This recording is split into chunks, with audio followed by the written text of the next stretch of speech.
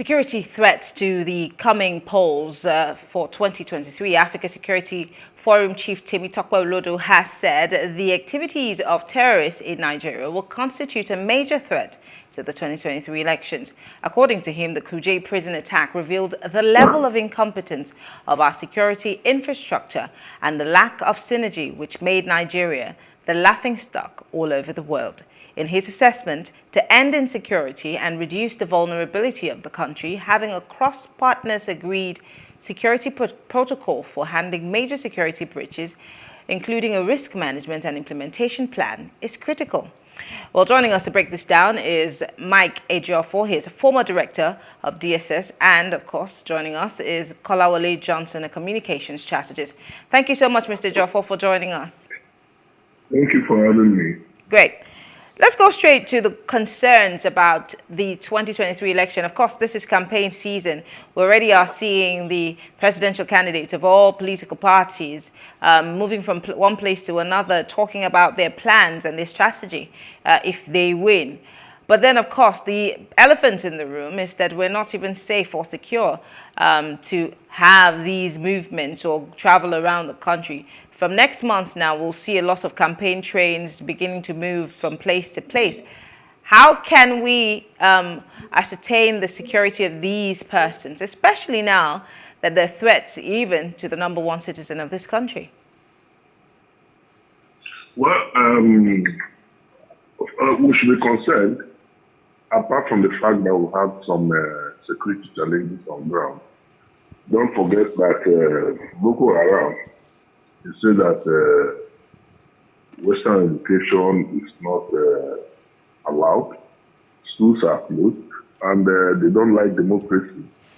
So they will do everything possible to disrupt the election. But I can assure you that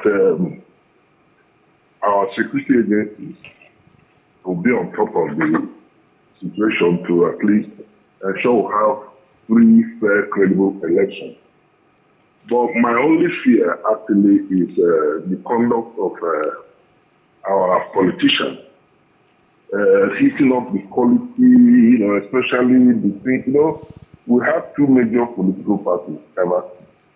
But since the emergence of Labour Party with Obi, there have been some altercations between the people who call themselves obedient and the two major political parties. So it's going to have some adverse effects when the campaign starts.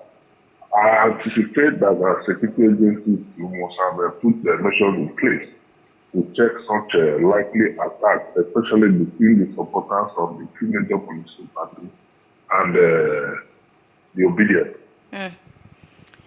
Let me talk about the assessment of Nigeria's security architecture. Many believe that it has actually collapsed. It's in a state of comatose. Many others believe that they are overstretched. Others think that they need more to work with. Now, many have also said that government asks for monies to get Takano jets, and they're asking what's being done with this. But let's start by your assessment of Nigeria's security architecture. Well, our security architecture is faulty, and we said it comes number faulty in the sense that it's too centralized. We need the localization of solutions in checking our local problems. I've said it comes to that number. If you look at the situation where people from different backgrounds and cultural social backgrounds are posted to areas where they are not conversant with, they are not going to be effective. So we need to employ local vigilantes to liaise with the various conventional security agencies to check our various series of challenges we have. I'll give you an example. You've seen over 300 suspects who have been arrested in Ondo State by the Amotekun. And the reason is that because they know the environment, they look at people coming, and don't forget that all these people have found various checkpoints all the way from Taraba and the north until they got to Ondo State. And it's somehow the motorcycles and the passengers with the cow were hidden and concealed in the vehicle. So we need local people, community policing to ensure that we get all these. So are you advocating? Are you advocating for state policing? Because you keep talking about people being able to work in localized policing. Are you advocating for state policing? Is this the direction that you're going in? I have been a very serious advocate of the state police. But you know that the state police cannot just be created by the state, except the constitution is amended by the National Assembly. But if you look at it critically, virtually every state has its own police in the name of one vigilante group or of operation, whatever. The fact is that the arguments have been that many states, most states, will not be capable of financing the state police. But there are also states who are capable of financing their own state police. So why don't you amend the constitution and allow them to establish their own police?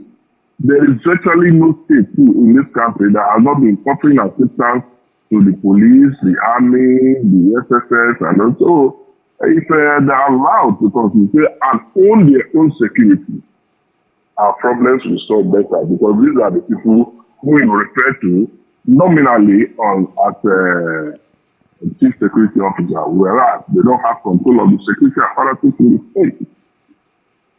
Let's talk about the political will here, because, you know, you've said that we need to make laws that would one way or the other allow for these things to happen. But let's talk about the political will. And of course, when we talk about insecurity at the level at which it is right now, the buck stops at Mr. President's table. And you've rightly mentioned that governors are supposedly number one chief security officers of their state, but that's on paper, as opposed to, you know, them being able to command anything.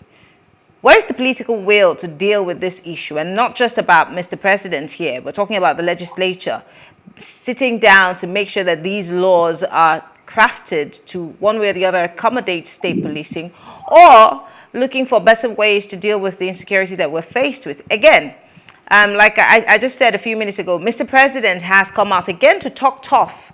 We've heard the president talk tough so many times without actionable or realistic, you know, approaches at fighting this insecurity. Again, the Kuje Prison attack is something that has left a terrible taste in the mouth of Nigerians. Let's not forget about the fact that there are still people who are in captivity. These were trained attack victims. I also spoke about the issue that a police officer, an inspector, was recently kidnapped, and he had to pay 700,000 naira to regain his freedom. If police officers are having to pay for their freedom in Nigeria in 2022, what's the fate of the average Nigerian? Well, it's a real cause for concern. For the political will, you remember that each time that an incident, the president will call the security chief with the emergency security meeting, giving them marching orders to deal with this situation. But unfortunately, there's no way we can win this war without the area backing of the Air Force. So when we look at the situation, the last meeting the president had with the security chief, he gave a marching order that they should be ruthless. And you see, ever since then, results are now being achieved by bombing of this Sambisa forest and some parts of the north central where you have a lot of challenges. Don't also forget that we were somehow restricted, which people talk of lack of political will. There were conditions given for the use of the Chicano jet in case of abuse of human rights. So they were reluctant in using it, but now, and the international community has seen the consequences of the action of the terrorists. I don't think we should be restrained anymore to use our Chicano aircraft. in addition to some technological assistance, will be able now to look at where these people are operating from and take them out from there. For the people who are still in custody, it should not be possible to go on or out to hit them. Otherwise, you have some collateral damage and killing some innocent people. But what we should do is, since these people move in droves, is to ensure that we monitor them before they move out from their place and take them out before they come into town. If we're able to do some preventive acts, then we reduce the impact of the terrorists on the citizens. So if you say the police, if police says, police is they are Nigerians, they are part of the society. And so if people are subjected to or exposed to kidnap, police is also exposed to kidnap. And also, our police is not fully equipped. They are underfunded. They don't have the capacity to deal with this issue. So I think it's a major problem. When we restructure the security architecture, I think some of these issues will be taken care of. Let's talk about the issue of terrorism again. Recently, the federal government did say that they were deceived by a terrorist. We saw that a chopper flew the pregnant wife of this terrorist, took her to a hospital. She was taken care of. And of course, the Nigerian government did keep their own end of the bargain. But I'm wondering why our government would think that a terrorist would be noble enough to keep his side of the bargain. And then they come out to tell us that they were being deceived by a terrorist. But then his wife and children were given grade A treatment with taxpayers' monies and flown in a private aircraft to wherever she was getting treatment. What do you think that this says to us as Nigerians? Because again, the government will come out and say we're on top of the matter. You even said it. We'll be on top of the matter. We'll make sure that the elections, are free, fair, and credible, and violence-free. Don't you think Nigerians are tired of hearing this lip service that we're paying to the issue of insecurity, as opposed to, showing us that you are really serious about fighting insecurity? Well, Nigerians shouldn't be tired. We shouldn't get despair. What we should do is to support our security agencies by volunteering information. If we surrender and say we are tired, we are still going to suffer the consequences of the actions of these terrorists. So people are reluctant and afraid. But the Inspector General of Police and the new public relations officer of the police have been educating people, taking action against the defaulting police officers. You recall that some of them, they have been issuing statements because you need the confidence of the people to even succeed. Because a situation where what confidence are you talking about, sir? Is it the confidence that the people can't even travel to wherever they want to go by road? Is it the confidence that they're looking over their shoulders? Is it the confidence that the governors of their state have told them to pick up arms to protect themselves? What confidence are we talking about here? Or is it the confidence that the government is giving us where they do not have, an upper hand in dealing with the terrorists? I mean, where is the place of, bargaining from a place of power? I mean, where's all that? We don't have it. So what confidence are you talking about? Now, are you suggesting now? I'm just asking questions. And allow our citizens to be killed? By the time the police and security forces deal with this situation, they build the confidence of the people. But if we don't have them dealt with, you cannot build confidence. So by action of the security agencies, they build confidence in the people and doing the right thing. I was giving an example of how police started telephones of people on the road. And now, you will not expect that somebody who has suffered such humiliation will come and volunteer information. But now that the police is taking action to deal with such situations, people will be encouraged. And so we agree that the roads are not safe, the air is not safe, the rail is not safe. Everywhere you look across your shoulder. But we cannot also fold our hands and just surrender our lives to the terrorists. Okay, let's quickly look at the government again, quickly. The president, I remember in 2015, campaigned seriously on fighting insecurity, dealing with corruption, giving us employment, and bringing down the ratio for unemployment to its barest minimum. But here we are in 2022, almost at the close of his government, and we really cannot say that all of these things have been done. But I like to talk solutions. Where do we go from here? Because I started this conversation by asking how safe it will be for the average Nigerian to come out and vote. Yes, Nigerians want to change. We have been pushed to the wall. But what is the guarantee? The police is saying that they're going to have more recruitments in the future. But you've also talked about the fact that these people need to be properly remunerated. They need to be properly keyed. How long will we continue to drum this into the ears of government for that to be done, for funding, to be made available for these security agencies to be able to do their jobs properly?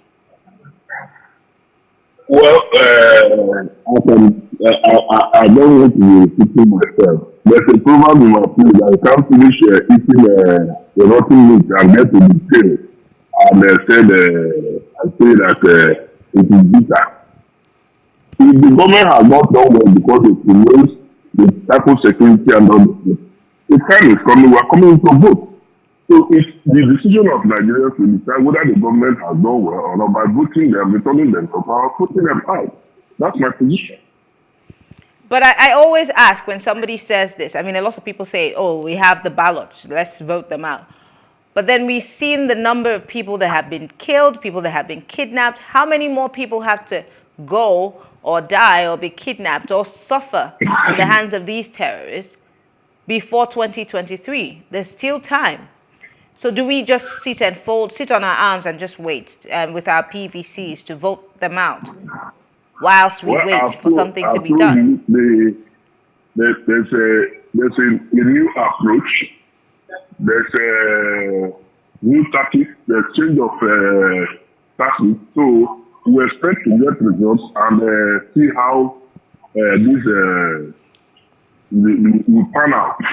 I think the thing that we should not despair, because Nigeria belongs to us. If Nigeria gets bombed now or have problems, where will we run to? So we must have faith in our country, be patriotic and support our security agencies.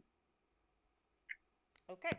Well, I want to say thank you. Mr. Ejiofor is former director of the DSS, former deputy director of the DSS, and we always appreciate your thoughts on issues such as this.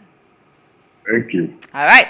Well, that's it on the show. We'll take a quick break. When we come back, I will give you my take. Stay with us.